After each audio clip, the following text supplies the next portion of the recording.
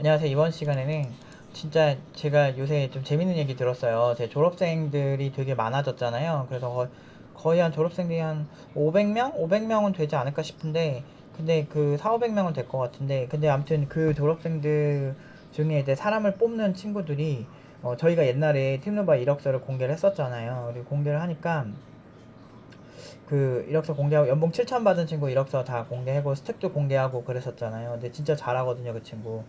근데 이제 그 친구 이력서부터 해서 그러니까 그런 스타일로 많이 써요. 근데 옛날에 팀노바 이력서 갖고 사람들이 막 공격했는데 웃긴 건 그 요즘 이렇게 신입들이 이력서 써서 내는 거 보면 다 팀노바스럽게 쓰는 사람들이 종종 보인대요. 팀노바 출신이 아닌데. 그러니까 어떻게 보면 어깨 표준이 되고 있다는 거죠. 아, 저렇게 쓰는 게 꽤 괜찮은 이력서구나. 참고해서 쓴다는 거죠. 이게 실수요의 무서움이에요. 남들이 욕을 하든 뭘 하든 실제로 자기 이득이 달려 있으면 그런 좋은 결과가 있는 곳을 따라가게 돼 있다는 거지. 그 졸라 웃긴 거야. 근데 우리가 그럴 수밖에 없는 게 지금 이렇게 시장이 예전에 비해서는 많이 좋은 상황은 아니잖아요. 그러니까 기업들이 막 지금 막 엄청 상황이 막 마냥 좋진 않아요. 그 어떤 기사를 하나 보면은 이런 느낌도 있어요. 조선비즈의 기사인데 평균 연봉 1.3억 네카오 인기 취업시장서 시들 플랫폼 규제 챗 GPT 확산의 개발자 입지 밑에 뭐 이런 기사도 있고 또 개발자 쟁탈 전에 인건비 5년 새 2배 급증 3N 마른 수건 짠다. 그러니까 마른 수건을 그러니까 돈이 없는데 그 수건을 짜가지고 물을 이렇게 내는 것처럼 없는 돈에 개발자 뽑느라고 개발자 인건비 너무 높아져서 이제 힘들다. 서울경제 양철민 기자님이 이 기사를 써주셨으니까 한번 보시면 좋을 것 같고.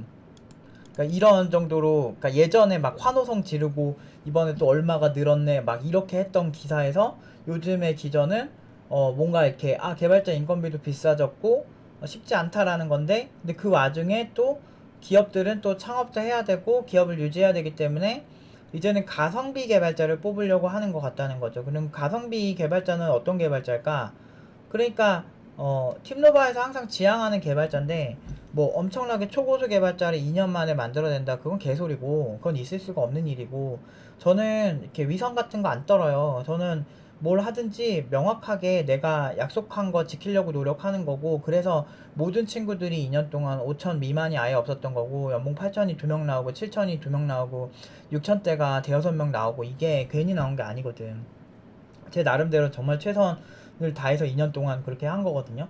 그러니까 근데 문제는 그렇게 너무나 쉽게 위선을 떨어야 돈을 많이 벌긴 하더라고. 근데 글쎄 죽을 때 최소한 내가 내 직업에 있어서만큼은 내가 가르친 친구들한테 피해는 안 줬다 이러고 죽고 싶은 게 내 꿈이라서 최소한 남의 눈에 피눈물 나게 하면서 내가 돈 버는 거는 정말 위험하고 안 좋은 거예요. 그거는 진짜 내가 모르겠어. 그게 인간이 사실은 좀 이기적으로 살 때 또 마음 편하게 살 수는 있지만 좀 그러고 싶진 않더라고. 그래서 항상 최선을 다하고 그렇게 살았는데 제일 욕을 많이 먹었지만 제일 결과는 좋은 이상한 곳이죠. 그리고 웃긴 건 사람들이 이렇게 참 그래요. 사람들이 그 감정적인 게 되게 큰 것 같고, 그러니까 제가 원래 이제 그 사람들을 그렇게 선동하고 이런 거 그냥 그런갑다 하고 넘어갔었는데 요즘은 그런 거에 대해서 조금 더 민감하게 반응하게 된 게, 이렇게 잘못한 게 없어도 이렇게 선동해가지고 피해를 본 케이스잖아요, 저희가. 괜히 정말 열심히 잘하고 있는데. 그래서, 여전히 우리 졸업생들은 워낙에 잘 살고 있고, 여전히 되게 잘 나가요. 돈도 잘 벌고. 그런 친구들만 되게 많이 있고, 그리고 웬만한 개발자들보다 평타 이상 치고, 이게 실용적인 거거든. 그러니까, 알고리즘 백날 뭐 이렇게 달달 외워봤자 뭐해. 그 실제로 잘 쓰이는 알고리즘 아니면 의미가 없다니까? 뭐 예를 들어서 국어사전에 스콘발 이런 거 외워서 뭐해. 잘 쓰이는 용어가 아니잖아. 외국인한테 뭐 알려줄 때 경상도 사투리부터 알려줄 필요는 없잖아요. 표준어부터 알려주고 자주 쓰는 거 안녕하세요 밥 먹었어요 이런 거 위주로 실용적인 거 이거 얼마예요 이런 걸 알려줘야지. 처음부터 굉장히 어려운 막 태백산맥에 나오는 되게 뭐 빨치산에 대한 뭐 한국 사회의 배경 뭐 이런 거 설명하면서 거기서 나오는 문장 같은 거 뭐 너 뭐 목숨 한 번만 살려주세요 뭐 이런 거 이런 문장 가르칠 이유가 없잖아. 가장 많이 쓰이는 거부터 가르쳐 줘야 되잖아요. 안녕하세요 밥 먹었어 이런 게 맞잖아. 근데 나는 그렇게 한 거야. 그냥 우선순위를 높여서 그렇게 했는데 문제는 그게 워낙에 그 고연봉 받는 사람에 대한 뭐 발작 버튼이 있어가지고 근데 이게 심해요. 진짜 심해요, 회사 가면. 근데 이걸 공개적으로 너무 연봉으로 하니까 저희가 공격당할 포인트를 많이 준 거죠. 근데 우리 잘못은 아니잖아. 사실 우리 잘못은 아니죠. 그러면은 그, 그 메가스터디나 막 이런 되게 대형 교육기관 보면 막 그러잖아. 이제 학생들의 우수성에 대해서 나한테 배운 학생들이 이렇게 서울대를 가게 됐다. 뭐 이런 거 많이 썰을 풀잖아요. 그럼 그런 것도 썰 풀면 안 되네. 그리고 막 동네 학원만 봐도 서울대 몇 명 갔고 어느 콩쿨에서 뭘 받았고 다 자랑하는 거고 다 기분 나쁠 건데 그렇게 따지면. 그러니까 그런 식이 되는 거지. 근데 유난히 돈에만 이런 발작 버튼이 눌리니까 문제가 생기는 건데, 나는 최소한 그런 위선은 안 떨어. 요새 하도 이제 우리 팀노바 단톡방에서도 막 사람들이 하는 얘기가 너무 이렇게 허황된 얘기들을 많이 해서 어그로성으로 이렇게 많이 끌린다 이런 거죠. 근데 저는 제가 하루에 제일 많이 벌어본 게 한 200만 원 벌어봤는데, 그것도 이제 특수 상황일 때, 프리랜서 할 때 급하게 뭔가 해줄 때 그렇게 번 얘기를 하는데, 요즘 같은 경우는 막 그런 거에 대한 막 그게 막 너무 과장되게 얘기를 하고 뭐 이런 게 되게 심한가 봐. 물론 저는 그걸 아예 보질 않았지만 그런 이제 크리에이터들이나 이런 SNS 그런 사람들이 좀 많아지니까 요새 오히려 팀노바가 더 신뢰도가 높아졌다는 얘기를 하시더라고요. 근데 나는 그 거짓말을 한 적이 없어. 거짓말 한 적도 없고 그냥 내가 할 수 있는 한 결과에 대해서 그냥 담담하게 얘기했을 뿐이야. 근데 그거에 대해서 자부심을 느끼는 게 잘못은 아니지. 내가 내 학생들에 대해서 자부심 느끼는 게. 참 그게 웃겨요. 그래서 이게 그러잖아. 이렇게 시장이 안 좋아지거나 춘추전국 시대가 되면 결국에는 돈 버는 사람의 부류는 둘 중 하나야. 진짜 실력이 있거나 아니면은 남을 이용해서 돈을 벌거나. 뭐 예를 들어서 요새 그런 거 되게 많았잖아요. 무슨 알파 메일이니 뭐 베타 메일이니 이런 이론을 설파하면서 그 강연 같은 거 팔아가지고 본인만 부자가 되고 실제로 구독자들은 그렇게 알파 메일이 되지 않는 이런 결과들을 많이 보여주는 경우를 되게 많이 봤거든. 근데 실제로 사람을 바꾸는 건요, 완전히 다른 타입의 접근이 필요해요. 제가 팀노바 졸업하는 친구들이 팀노바에 와서 정말 많은 사고가 달라졌다라고 얘기하거든요. 근데 진짜 좋은 개발자가 된다는 거는 단순히 개발만 잘한다가 아니고 개발에 대한 관점부터 달라야 돼요. 그리고 내가 생각하는 방향성이 개발에 특화된 방향성으로 내 뇌가 바뀌어야 돼요. 아, 그걸 뭐라 그러지? 잠깐만요. 그걸 이제 신경 가소성이라고 얘기를 하는데, 신경 가소성이라는 게 이렇게 이렇게 이걸 이렇게 설명을 제가 아예 다음 영상으로 제가 별도로 이제 만들어 드릴게요. 그 되게 그 동영상도 찾아서 한번 연결해서 제가 보여드릴 수 있으면 보여드릴게요. 근데 아무튼 이런 신경 가소성이란 게 근육이 합성해서 새로운 근육이 만들어지듯이 우리 뇌도 이 신경들이 서로 이제 연결이 되면서 이제 약간 진화하는 거지, 일종의. 그 우리 뇌가 좀 변화하는 거지. 근데 그런 것들이 필요하거든. 근데 그런 거를 그런 어떤 우리 몸이 이렇게 이론적으로 설명이 되게 애매한데 우리 몸이 분명히 변화했다는 그런 느낌이 있어요. 그리고 내가 예전에 비해서 이런 코딩적 사고에 이상하게 익숙해지는 게 있거든.